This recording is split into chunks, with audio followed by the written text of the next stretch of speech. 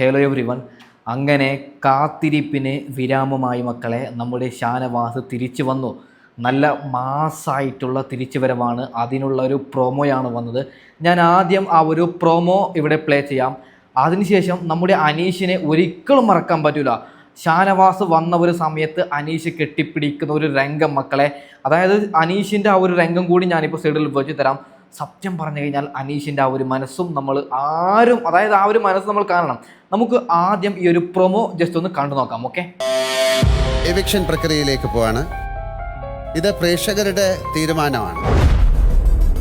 ഈ ഒരു കഴിഞ്ഞ ആഴ്ചത്തെ കാര്യം മാത്രം വെച്ചിട്ട് ഒരാളെ അല്ല, അവര് നമ്മുടെ ഷോയുടെ ഒരു ടോട്ടൽ അസസ്മെന്റ് ഒക്കെ എടുത്തിട്ടായിരിക്കും ആൾക്കാർ ചെയ്യുന്നത്. അതിലേക്ക് ആരെങ്കിലും ഇതിൽ നിന്ന് സേവ് ചെയ്യണമെന്ന് തോന്നുന്നുണ്ടോ?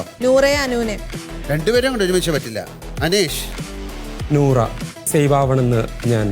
ഷാബമാൻ, സേവ് ചെയ്യണമെന്ന് തോന്നുന്ന ആരെയാണ്? ഞാനേട്ടാ, ഇത് ഭയങ്കര ടഫാണല്ലോ. നവീൻ, നിങ്ങൾക്ക് ആർക്കെങ്കിലും ഷാനവാസിനെ കണ്ടോ പ്രൊമോയിൽ? നോക്കൂ, ഈ ഒരു ഫോട്ടോ നോക്കൂ. ഇവിടെ ആദിലയുടെ ഈ സൈഡിലായിട്ട് നമ്മുടെ ഷാനവാസ്. അപ്പോൾ ഷാനവാസ് തിരിച്ചു വന്നു മക്കളെ. കുറേ പേര്, അതായത് നമുക്കെല്ലാവർക്കും അറിയും, ഒരു ഫിസിക്കൽ അസോൾട്ട് അല്ലെങ്കിലും ഒരു പാലെറിഞ്ഞ് അദ്ദേഹം അങ്ങനെ വീണ സമയത്ത് ആരും മൈൻഡ് ചെയ്യാത്തൊരു സമയത്ത് അദ്ദേഹം ഹോസ്പിറ്റലിൽ പോയി വരുമ്പോൾ ആർക്കായാലും നമുക്ക് എല്ലാവരും കാത്തിരുന്നു. കേരളത്തിൽ ഷാനവാസിൻ്റെ ഫാൻസ് ആണെങ്കിലും അല്ലെങ്കിലും എല്ലാവരും ഒരുമിച്ചായിരുന്നു ഷാനവാസിൻ്റെ തിരിച്ചുവരവിനായി കാത്തത്. ഓക്കെ, നമുക്ക് അനീഷിൻ്റെ ആ ഒരു നല്ല മനസ്സ് നമ്മളെല്ലാവരും കാണണം മക്കളെ.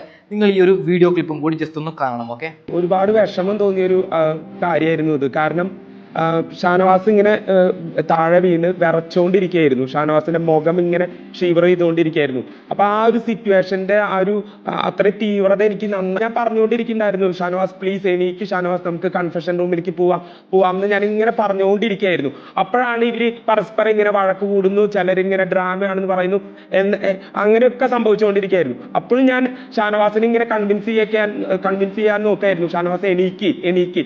ഷാനവാസ് കുഴഞ്ഞ്, നമ്മള് ഒരാളിങ്ങനെ വീണ് എടുക്കുമ്പോൾ വെയിറ്റ് കൂടിക്കൊണ്ടിരിക്കുകയാണ് ഷാനവാസിന്, നമുക്ക് പിടിച്ചെഴുന്നേൽപ്പിക്കാനായിട്ട് പറ്റുന്നില്ല.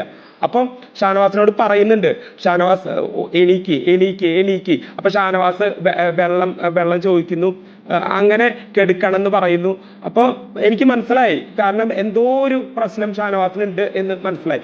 അങ്ങനെ കുറച്ച് സമയം ബിഗ് ബോസ് ഇങ്ങനെ പറഞ്ഞതിന് ശേഷം ഷാനവാസിനെ നിർബന്ധപൂർവം പിടിച്ചെഴുന്നേൽപ്പിച്ച് കൺഫെഷൻ റൂമിലേക്ക് കൊണ്ടുപോയി. പൊന്നുമക്കളെ, അനീഷിൻ്റെ ഒരു മനസ്സ് നമ്മളത് കാണണം. ഓക്കെ, ഒരു കാര്യം ഞാൻ പറയുകയാണ്, ബിഗ് ബോസിൻ്റെ ആദ്യ ദിവസം മുതൽ ഒരു 80 ദിവസം വരെ അനീഷ് ഒറ്റക്കാണ് ഗെയിം കളിച്ചത്.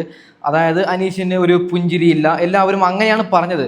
പക്ഷേ നിലവിലാണ് അനീഷിൻ്റെ യഥാർത്ഥ ക്യാരക്ടർ വരുന്നത്. അദ്ദേഹം പേഴ്സണലി നല്ല മനുഷ്യനാണ്. ഗെയിമിൻ്റെ ഭാഗമായിട്ട് അദ്ദേഹം ആദ്യമൊക്കെ ഒറ്റപ്പെട്ടു നിന്നു. ഒരു കാര്യം പറയുകയാണ്, വിവരമുള്ള നല്ലൊരു മനുഷ്യനാണ് ഈ പറയുന്ന അനീഷ്. ഒക്കെ, ഒരു കാര്യം പറയുകയാണ്, ഷാനവാസ് വീണ ഒരു സമയത്ത് അനീഷായിരുന്നു പറഞ്ഞത്, എത്രയും പെട്ടെന്ന് നമുക്ക് കൺഫെഷൻ റൂമിലേക്ക് കൊണ്ടുപോകാം. ബാക്കി എല്ലാവരും അവിടെ അടിയുണ്ടാകുന്ന സമയത്ത് അനീഷും ഈ പറയുന്ന അനുമോള്, പിന്നീട് ആദില, നൂറ മാത്രമായിരുന്നു. അക്ബറൊക്കെ ആ സമയത്ത് പറഞ്ഞത് ഡ്രാമ എന്നാണ്. ഞാൻ പറഞ്ഞു വരുന്നത്, അനീഷിൻ്റെ ഈ ഒരു നല്ല മനസ്സും നമ്മൾ ഈ ഒരു വിഷയത്തിൽ കാണണമെന്നാണ്. അപ്പോൾ ഷാനവാസ് മികച്ച രീതിയിൽ തിരിച്ചു വരട്ടെ എന്ന് പറഞ്ഞുകൊണ്ട് ഞാൻ ഈ വീഡിയോ വൈൻഡപ്പ് ചെയ്യുന്നു മക്കളെ. Okay, by.